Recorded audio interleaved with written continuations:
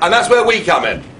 Because we are not a party made up of college kids and career politicians. We're a party made up of men and women from a broad range of backgrounds. Different jobs, different classes, different religions, different races. That's the beauty of UKIP. This issue of whether we should govern our own country, the question of whether the government should dominate every aspect of our lives or whether we should be treated as grown-ups that can make our own decisions, these things are not left-wing or right-wing things. This is about whether we actually want to be an independent, self-governing and proud country. And that is why we're drawing our vote now from Labour voters in Barnsley or Conservative voters in Sussex or traditional Liberal voters in Cornwall. UKIP is bringing that vote in from across the spectrum. We've gone up in the national opinion polls as of last Friday to 8%.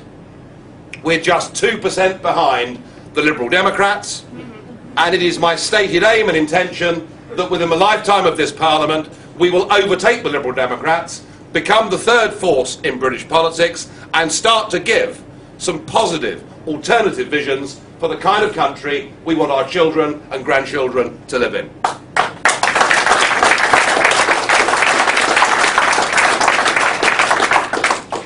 You see, the story is not all negative. And if anyone that's come along tonight, and by the way, how many people here are not members of UKIP? Hands up. Wow, okay, thank you.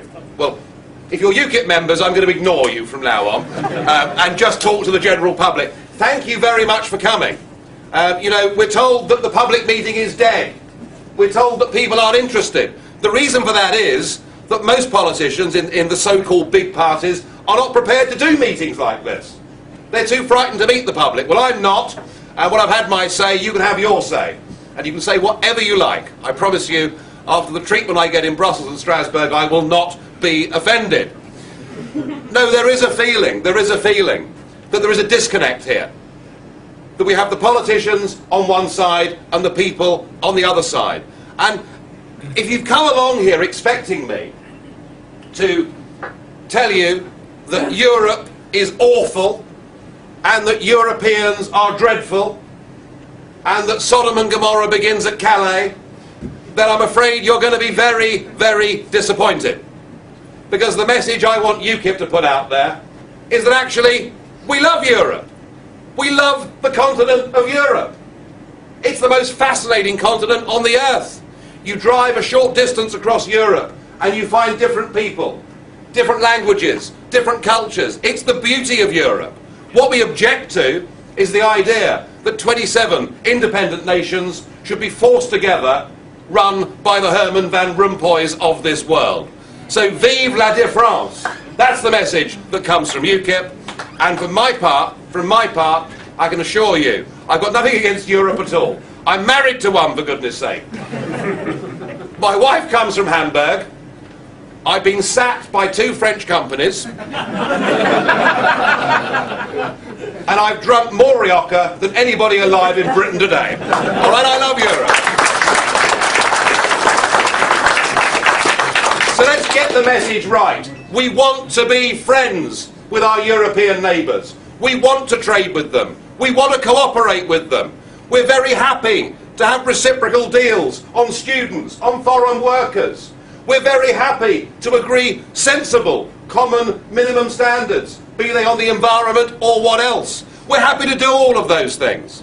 But what we will not accept in this party, and what we're fighting to achieve and what we will succeed in achieving, is we do not wish to be part of a political union, especially an undemocratic political union, run by centralised bureaucrats with their now 50-year plan. Did you see that the Italian Commissioner has got a 45-year plan for European transport? I mean, there's no hope of any of this working.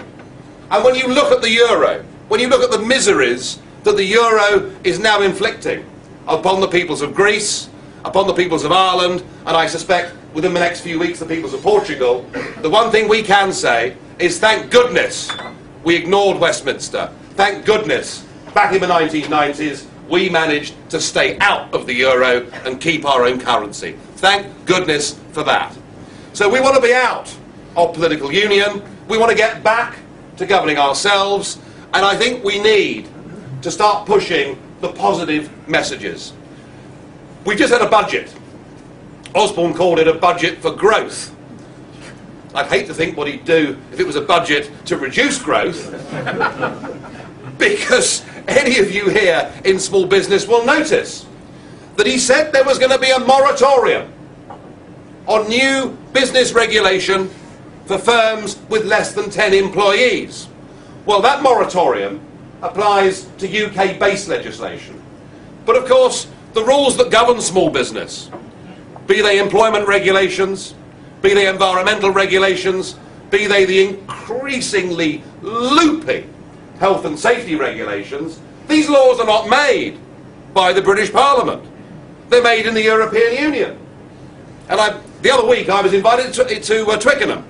So I went along to watch the England-France game, and I was taken by a firm of city headhunters. A nice invitation, and over lunch I said to the managing director of the firm, I said, well, of course, you know, what you do and what I do, we've got some common interest here. I said, you do realise, don't you, that 90% of employment legislation in this country now comes from Brussels? Oh no, replied the managing director, it's much higher than that.